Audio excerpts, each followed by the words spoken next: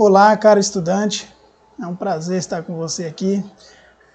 Meu nome é Cleiton, sou professor, quero falar com vocês hoje sobre história do Brasil, quero fazer um recorte e falar sobre o governo de José Sarney, que ocorreu entre 1985 e 1990.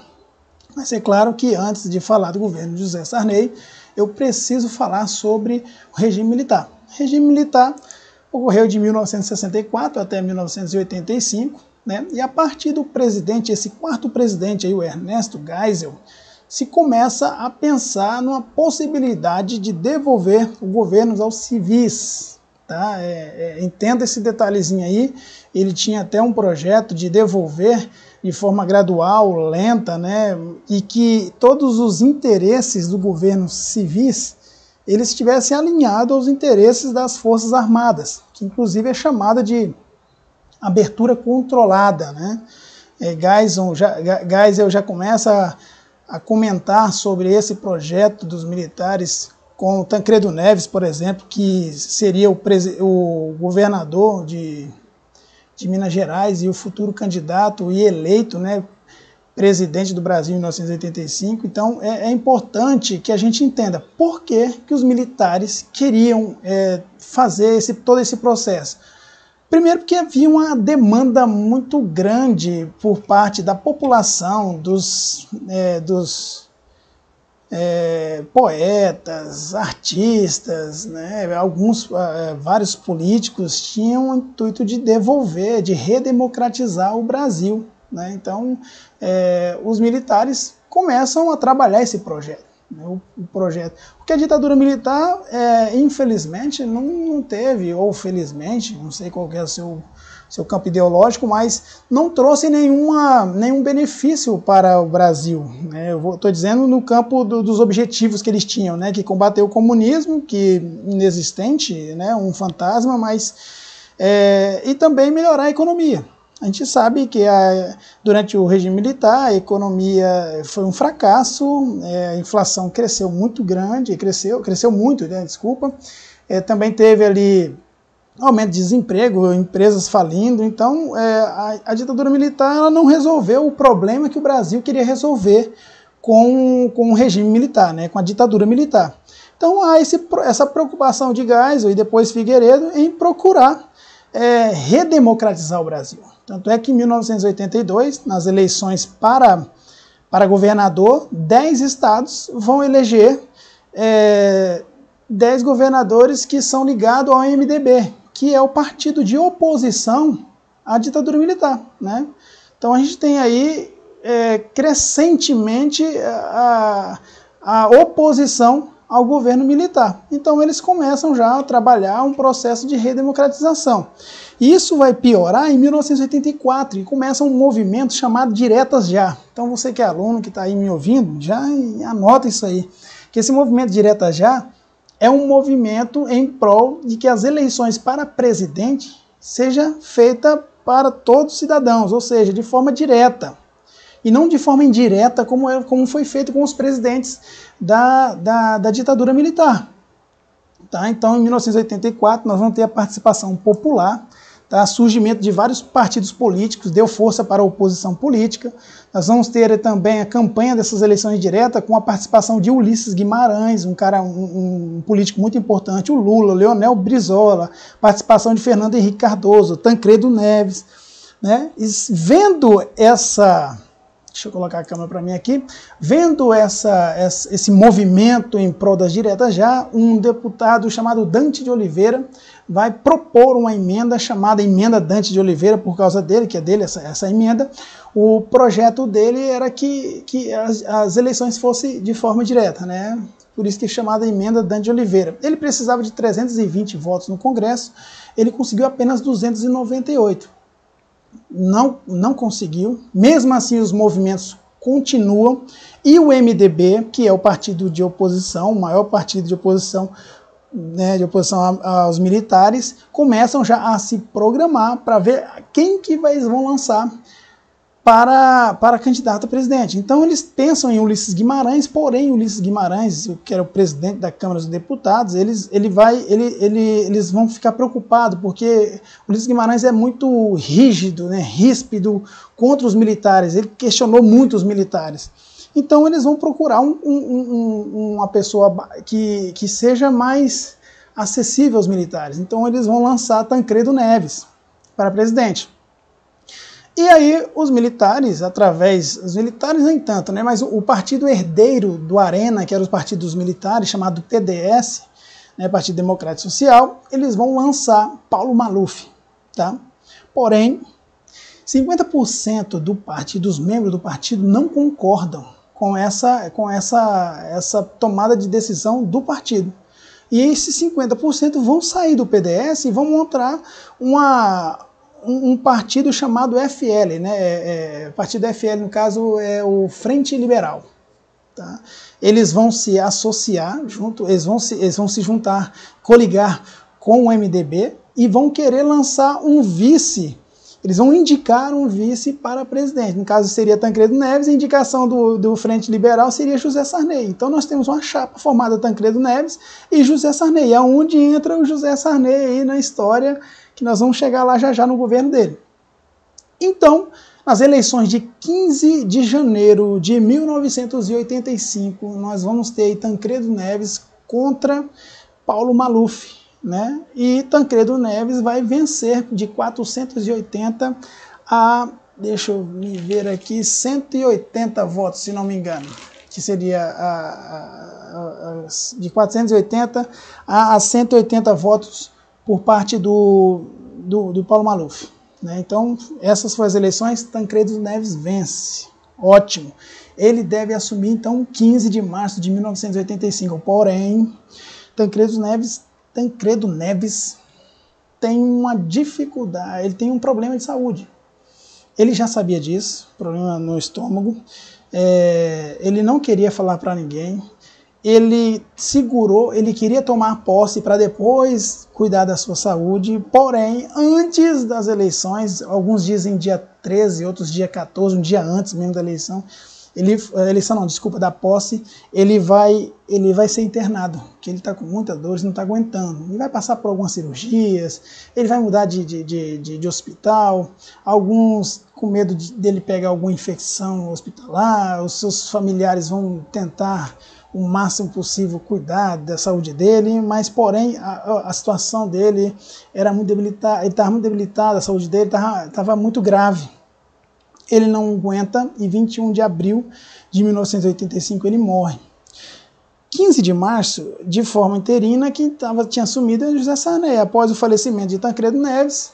Então quem deveria assumir é José Sarney. E é uma preocupação das pessoas com relação à posse de José Sarney, porque José Sarney ele tinha um histórico de aproximação com os militares. Então a preocupação era, poxa, se José Sarney continua, assume, como fica? Será que vai dar continuidade a essa ditadura militar? Então há essa preocupação por parte de alguns, mas não vai impedir não, ele vai assumir mesmo e a gente vai entrar então no governo de José Sarney. Deixa eu colocar aqui para vocês, que vai ser de 15 de março, como eu falei para vocês, até 15 de março de 1985, até 15 de março de 1990, que depois quem vai assumir é Fernando Collor de Mello. Dentre as medidas, né, que eles vão chamar de emendão, nós temos aí o direito de voto aos analfabetos, que não tinha, então nós temos aí no modo geral o governo de José Sarney, eleições de forma direta, a legalidade dos partidos socialistas. Tá? Isso aqui é interessante porque os partidos socialistas estavam desde 1946, no governo de Dutra, né, estavam na ilegalidade.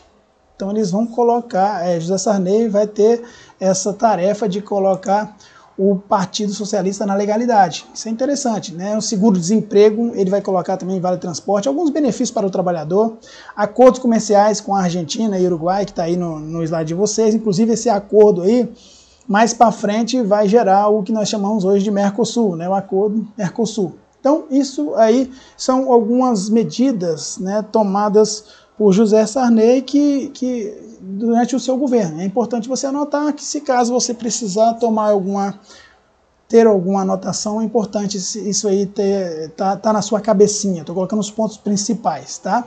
E dentre os pontos principais, nós temos aí na economia, em 1986, ele vai lançar o que nós chamamos hoje, foi chamado naquela época, em fevereiro de 1986, ele lançou o Plano Cruzado. Tá? Ele vai congelar os preços, reajuste salarial de 15% e 8% de bônus. Então ele vai congelar o preço e dar aumento para as pessoas. Isso vai melhorar a condição de vida das pessoas. Tá? Essa era a intenção do Plano Cruzado. Plano Cruzado 1, que vai ter o 2.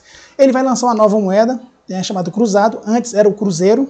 Então ele vai lançar o Cruzado, tirar 3 dígitos do Cruzeiro para colocar no Cruzado novo.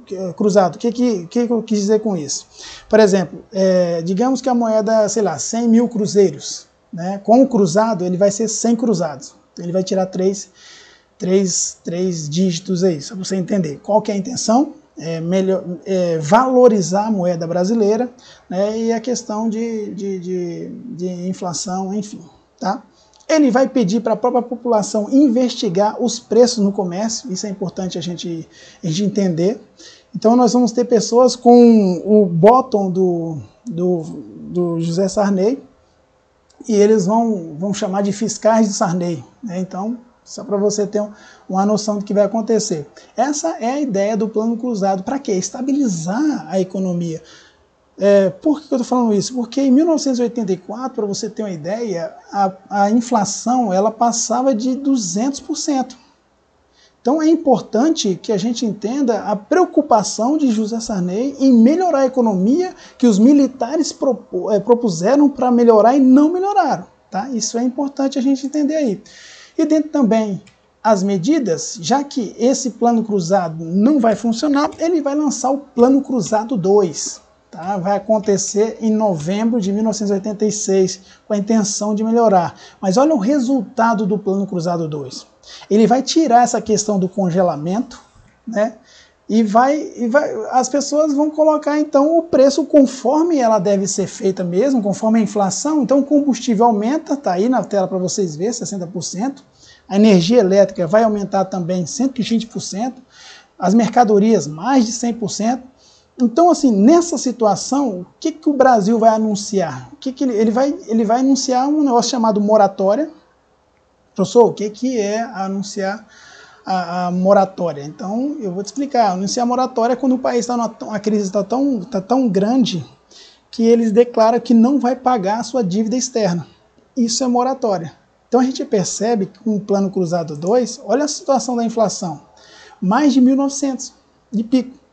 Fora as acusações de corrupção que estavam envolvendo o governo de José Sarney.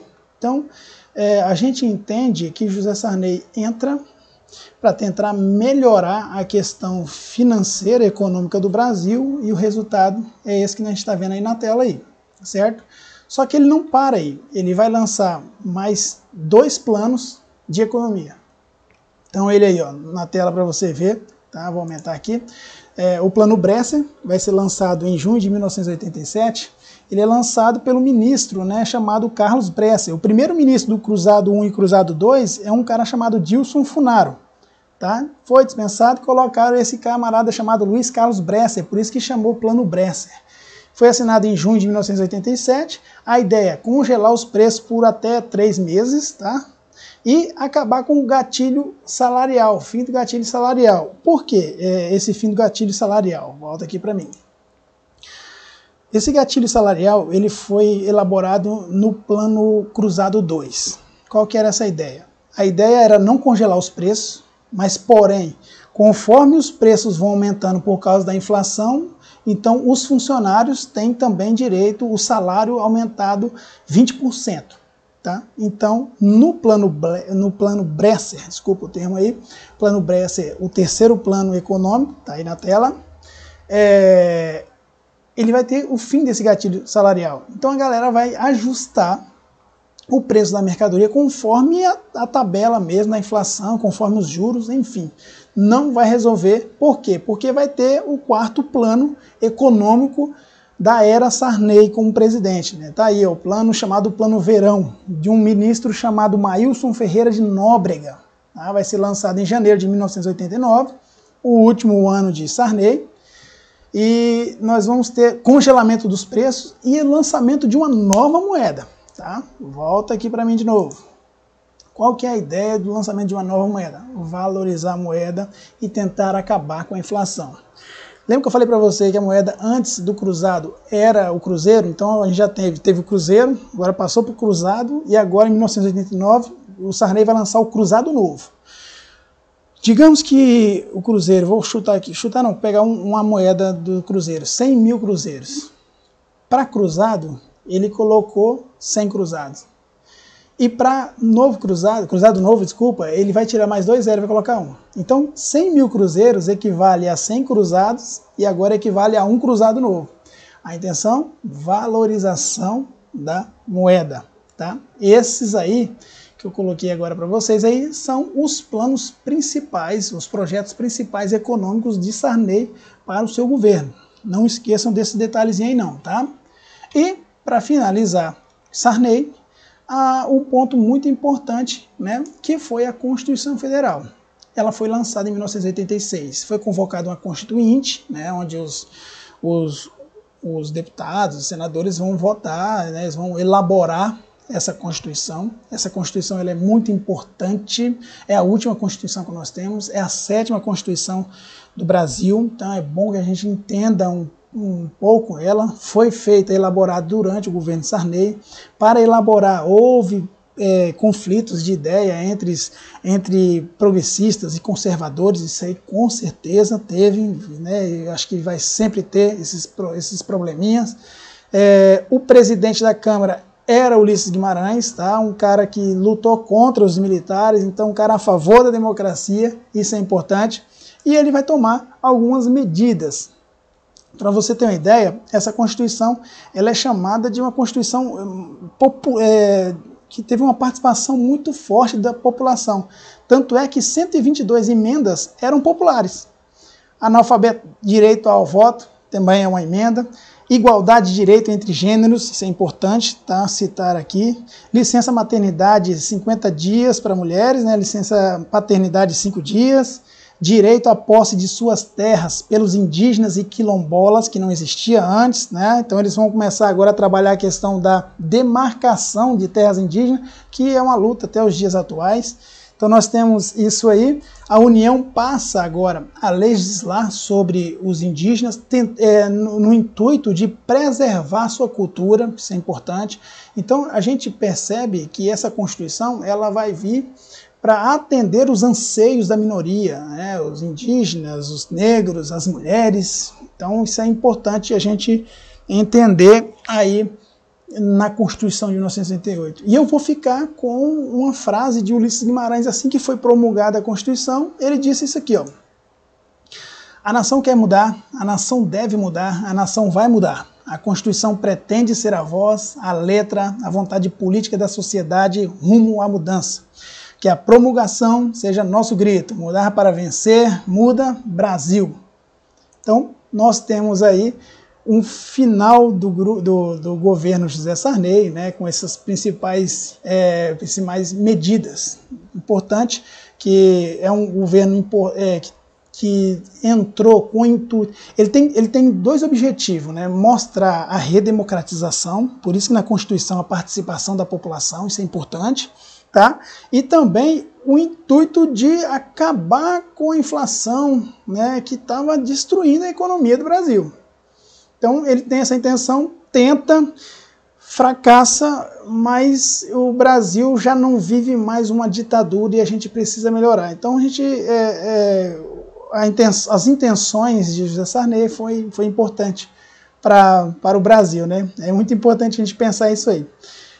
Então esses são os pontos principais do governo José Sarney, tá? Espero que você tenha gostado do vídeo. Se você gostou, dá um likezinho pra gente aí, só para contribuir com a gente. Se inscreve aí no nosso canal, que dê tudo certo aí, que você aprenda com o governo José Sarney. Próximo vídeo provavelmente a gente vai falar sobre o Fernando Collor, mas vamos trabalhando aqui, tá? Tomara que você tenha gostado, um beijo e um abraço para todos vocês.